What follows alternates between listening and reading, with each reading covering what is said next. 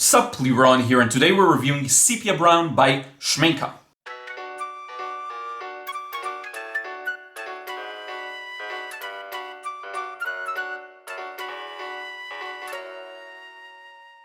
What's up, Liron here. Thank you for joining me in another episode of The Paint Show. And today's paint is gonna be Sepia Brown by Schmincke. This is a paint I've used occasionally. I used so far Daniel Smith's Sepia a little more because I find that it can achieve a larger range of values, but this one is a pretty nice dull grayish brown that I think can come in really handy and will also be good for monochromatic work. If I'm not mistaken, what we're gonna do now is put it to the test. This is really for me as well because it'll help me become more familiar with this paint too, and this is something, again, I don't have a lot of time to do that usually, so the paint show really helps me in that sense. Okay, so let's get started by looking at this paint. So here's a closer look at the tube. Just thought I'd show you. You have all of the details here, a 5 milliliter tube, a small one. But we're gonna take a look at the brochure, and that way we'll get the information, so we don't really need to look at the tube itself for that. Okay, so let's get started by looking at the brochure here. Originally gained from the cuttlefish. At that time, not Lightfast and storable, replaced by Lightfast pigment mixture, often used for first layers. Okay, so, and you can see here, take a look at the value of this one. It's not as dark, at least not as some other sepias that I've seen, for example, Daniel Smith's. And so it could be good maybe for an underpainting or an underlayer, and then on top of that you can glaze maybe more colorful paints that are less muted, unlike this one, which is rather muted. It is sepia brown. It is kind of grayish from my experience. So the pigments that compose it are pigment blue 15 on 1. So 15, that's a phthalo cyanine blue. But the one is for red shade. This particular one is red shade. Pigment brown 7, that's brown iron oxide. That's the same one used, I believe, in burnt sienna in some brands. I think in Daniel Smith's they use this one. And pigment black 9, which is bone black. Now, this composition, so there are quite a lot of pigments here. We have that reddish kind of shade, and then we have the brown and the black. These all contain, and I do believe pigment black 9 has a bit of a cool tint to it. So I do believe this creates the grayness of this color. I also, if I recall correctly, and we're gonna look at it in just a moment, Sepia by Daniel Smith is a little more transparent, but ever so slightly. So this one is a Series 1 paint, relatively cheap, 4 out of 5 Lightfastness, which is important, I guess, if you want to use it as to the extent that sepias are used. It is semi-opaque and semi-staining. So here's the difference. Schmincke has a four ranking system for the opacity. So they have transparent, semi-transparent, semi-opaque, and opaque. So this is semi-opaque, means it's 3 out of 4. Now Daniel Smith only has 3. They have transparent, semi-transparent, and opaque. So Sepia by Daniel Smith is semi-transparent, while this one is semi-opaque, so it's a little more towards the opaque side. So I guess just thought I'd mention that. And with that being said, I think we can move on to the demo and really take a look at what this one looks like. So first I want to show you what this paint looks like on the palette, and I've got it here. And here you can see it can achieve a nice value, a nice dark value, if you bring out a little more of it. So this is what we get, and I think now I'm going to show you what it looks like on paper. So we will start off with a pale wash, so a little stronger than I expected. I also think I'll do a really quick demo at the end of this episode. It's been a while since I showed the paint in its full glory. Just doing a little, very small miniature painting. So just lifting some of the paint here and making the mixture a little stronger as I get more towards the right side here. And with this paper, I find you really need to put it, place it rather in one go and not mess around with it too much, muck around with it, like Joseph's book which says. So I'm gonna just strengthen some of that. And I'm going to try and inject there a little more strength.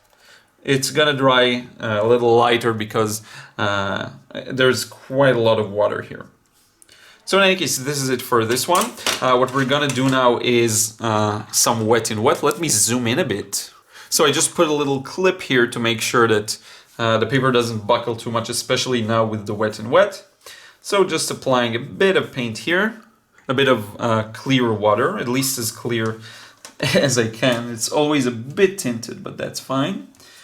And we'll just start injecting the brown into it, starting with a very pale mix.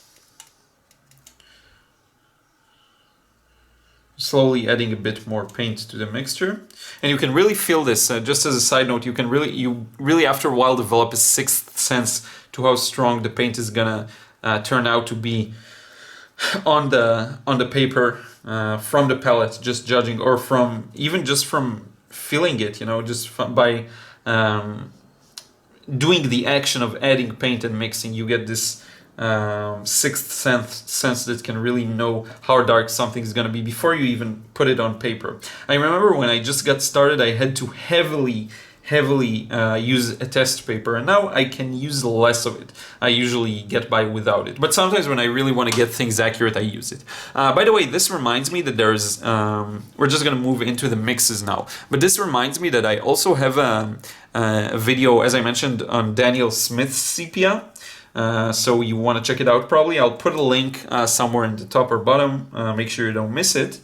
And I think I'll try and add a bit of, I'll start with indigo because that's like the most obvious thing to mix with sepia. For some reason, at least this is what from my experience, is really a good one that works well together. It's kind of like the French ultramarine and burnt sienna. They just work well together, and if you see, I'm going to add a bit to this mixture, we're going to get a nice gray. So I'm going to try and add a bit more of both, just so you can see how they mix better. And I'm going to try and push the darkness of the mixture significantly, okay? So I'm adding more sepia now, and a bit more indigo. And you can see you can achieve a lot of, like, a really strong value like that. Next up, I want to try out, this is what I wanted to try earlier, a bit of red actually. So I'm going to put a bit of the sepia brown here, and we're going to add just a cadmium red. I want to see what these two look like together. I always tend to go for the reds. I really like them. Let's try a bit of a stronger mix here. So it almost starts to look like burnt sienna. That's interesting. And what shall I try? I think let's try something weird. Let's try like phthalo green. I don't know what's gonna happen, quite frankly, but we can just try some stuff. So they actually work quite nicely together. I don't try the more obvious, what did I want to say? Like the burnt sienna is pretty close to that one, so I don't want to mix the two. But in any case, you get an idea of what you can achieve with this. Let's kind of blend some edges here. So anyway, what I want to do now, let's just take a closer look at the wet and wet that we just did here. And what I want to do is do a little demo here. So I'm just going to quickly sketch out a few rocks, and we're just going to do a few layers of this and see what it looks like.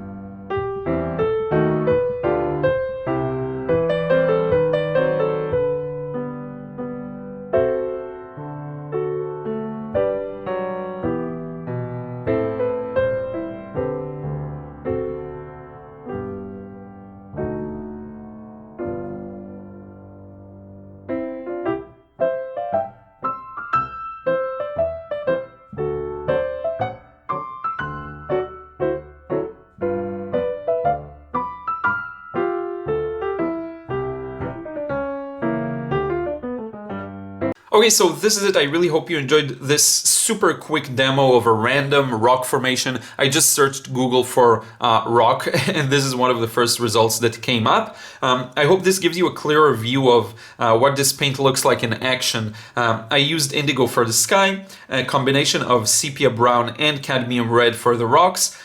In the shadows, I mixed both Indigo, both cadmium and cadmium red, and also Sepia. And also then I tried adding some dry brush texture to the rocks themselves. I think this is a good way of showing you what this looks like in action, really. And if you already have, for example, Indigo, you may decide you want to get Sepia as well because it works well in this way. Okay, so this is it. Thank you for watching. I hope you enjoyed this one. Let's wrap up this episode. So this is it. I hope you enjoyed this episode of The Paint Show. I will definitely give this one more of a try. Probably in my work that I do more now about regarding composition and just practicing with many basic skills of building a scene and creating an arrangement that works. And I think this one could be really useful. I'm going to sneeze. It's gone. So I think this one is going to be really useful for that. Don't forget to subscribe. Click the bell button if you want to receive notifications for new videos. There's 3 videos every week, 3 new videos, so you definitely want to do that. And also check out my other stuff, and I will put links to everything in the description box, my Patreon page. If you want to support me, that's the best way to do that.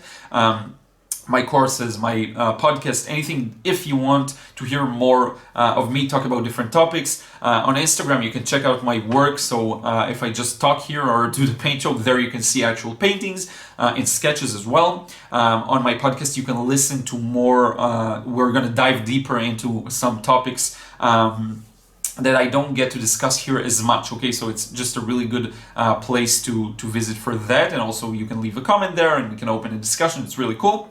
And anyway, this is it. Thank you so much for watching, and I will see you again in another vid real soon.